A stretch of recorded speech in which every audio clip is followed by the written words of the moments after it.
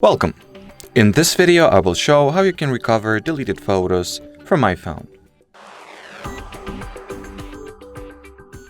So to start, you will need to find and launch the Photos app. Now open the Album section, scroll all the way to the bottom and look for the Media Types and Utilities sections. And among the utilities, you gotta go for the recently deleted folder. Here, if you have a screen lock set, you will need to input it either through the Face ID or, well, perhaps the PIN or a password. Now select what photos you would like to restore. So press select, then, well, choose the files you would like to recover. And now look to the bottom right and press recover. Then recover 2 photos.